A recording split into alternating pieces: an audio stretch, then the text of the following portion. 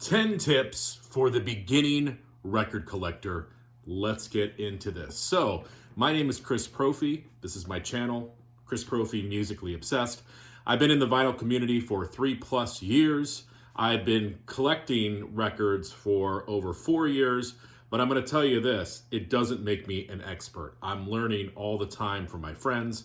I'm learning all about record collecting from videos I watch, and I'm learning all about record collecting constantly from people that I talk to. These are just 10 tips that I was thinking about this morning for people who are just getting into record collecting. Like my son, who's 15, he's just starting to think about collecting records. He's got a bunch of records that I've given him that he's bought, and he has questions for me. And these are just some of the things that I think could be helpful.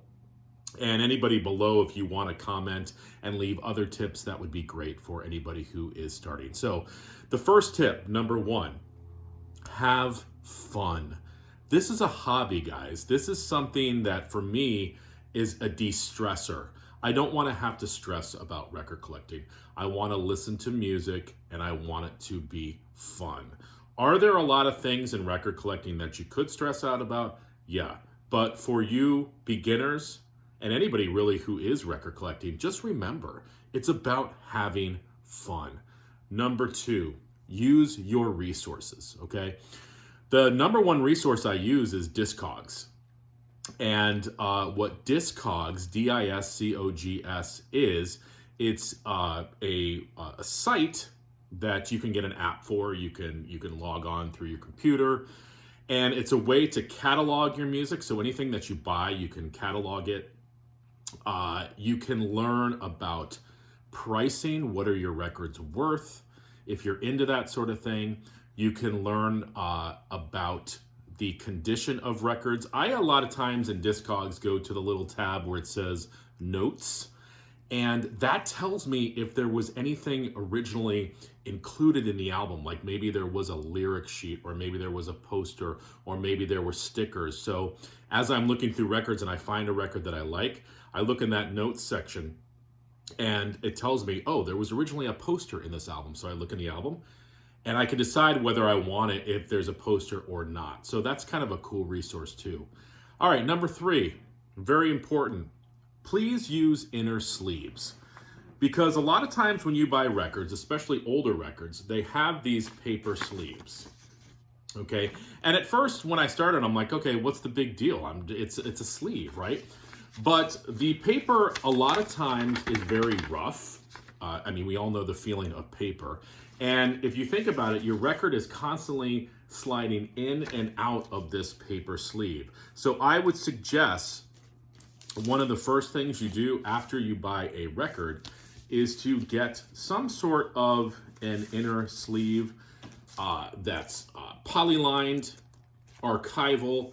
You know, it doesn't have to be expensive. I happen to use these vinyl style inner sleeves, but it's just a lot better protection for your record when you're sliding it in and out. It's not going to be rubbing up against anything. It's just extra protection for that investment that you made. So please, please, please, if you don't do anything from this video, do this. Replace these with some sort of a poly-lined archival inner sleeve. All right, next. Number 4, follow your own path. Like anything, if you start talking to people about vinyl record collecting, or if you watch videos about it, people are going to tell you what you should be doing. Like, you should buy Dark Side of the Moon. If you don't have this record in your collection sucks. Or, why don't you have Fleetwood Mac Rumors? What's wrong with you? Don't listen to those people, okay? Listen to what you want to listen to. I, myself, am into Broadway show tunes. I'm a big Rod McEwen fan. Anybody who watches my channel knows that. But then I also listen to punk and metal and, you know, singer-songwriter and country music. Is it good to listen to other people? Yeah. I mean, I've learned a lot about bands that I didn't know about from other channels and other people that I talk to. But I've also forged my own path. I seek out the records that I want. They might not be the popular records all the time. That doesn't matter, okay? Stand your ground, listen to what you want to listen to, follow your own path. Number 5, seek out used record stores in your area. Also, when you're traveling on vacation, I do this all the time. Seek out record stores that are around that area, wherever you're traveling or wherever you're on vacation. You're going to find some cool stuff that you might not find in your area. The other cool thing about seeking out record stores and your local record stores is you're going to make a connection with the owners. Here's an example. I just upgraded my stylus yesterday on my turntable. And I went into my local record store, Darkside Records in Poughkeepsie, New York, and I asked them what stylus should I buy, and could you guys put it on for me, and could you balance the tone arm? I don't know how to do all that stuff, and they did it for me for free. Okay, so I made a connection with my local record store. I went to them for help because I don't know everything, and it was a great experience. All right. Number 6, don't be scared of Walmart and Amazon. A lot of people are like, I only buy from my local record store. I only support the local record store.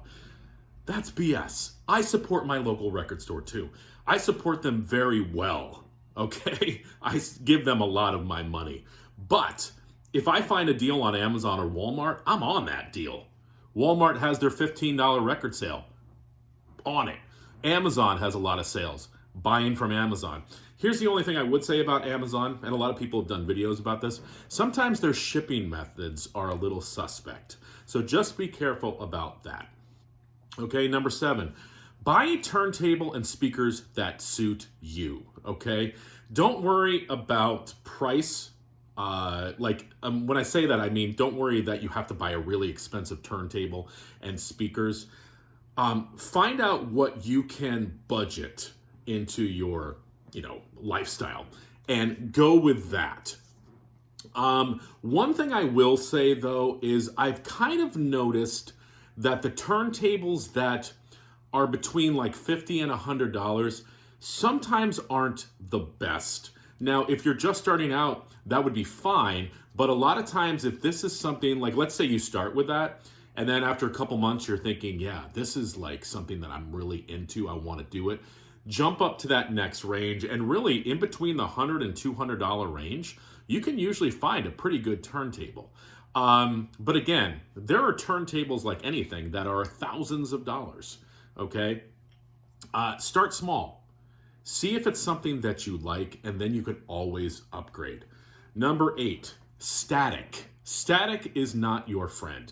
I've noticed a lot of times when I buy a new record, such as Fleetwood Mac Rumors, and again, you don't need to own this album. Is it good? Yes. Do you need to own it? No. Does your collection suck if you don't have it? No. But sometimes when you buy a new record and you take it out of the sleeve, I should say, and you try to take it out of the sleeve, it's like hard to get out of there because of the static, and you feel the record rubbing against the paper, and it stresses you out. And tip number 1, remember, was we don't want to be stressed. So here's what I say. Get yourself some sort of a cleaning fluid. I use Groove Washer, and I don't get money from Groove Washer. I mean, if they want to send me money, they can. But I really like this company. Get yourself some sort of a brush to, you spray that on the record, and you get it into the grooves. That usually takes the static away. Also, sometimes I use an anti-static brush. These are your friends when you want to remove the static from vinyl. And you're going to get static on the vinyl. It's just a matter of time. Like I said, for whatever reason, maybe it's the area I live in, a lot of my new records I buy, it's hard to get the record out of the inner sleeve, just static crazy. So get something to clean your records and help them to play better. All right, we're almost done. Number 9, storage. I talked about inner sleeves. You're going to want to get some sort of outer sleeve too. Now, I don't buy really expensive outer sleeves. I actually forget the company that I use. But you just need something that's going to go around the outside of the record, just for extra protection. Okay, some people store their record on the back of the sleeve, some people store it inside. I store it inside of the record outer sleeve. You can do whatever you want. There's pros and cons for each, but for the most part, I think most people agree that you need some sort of outer sleeve.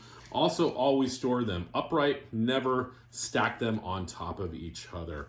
That is a no-no. That's a bad thing, friends.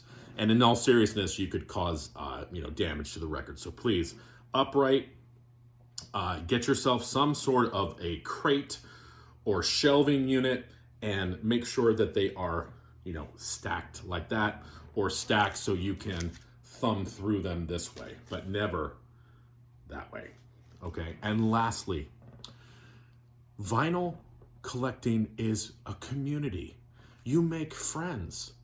I have made so many great friends in the vinyl community, and also just with this common interest in collecting music. It's about the friendships. And I've talked to my friends quite a bit, and I said that, hey, listen, you guys are the reason that I keep doing this channel, because it's because of my friendships that I keep doing this.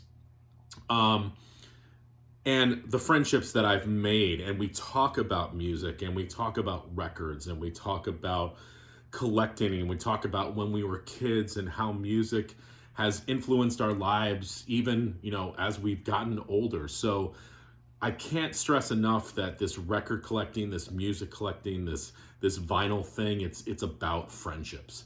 So there you go, 10 tips. And again, for anybody who has other tips for beginners, list them below. And remember, have fun. Music is everything. For me anyways, I wouldn't have gotten as far as I've gotten if it wasn't for music. So hopefully this video helped you out. All right, have a good one.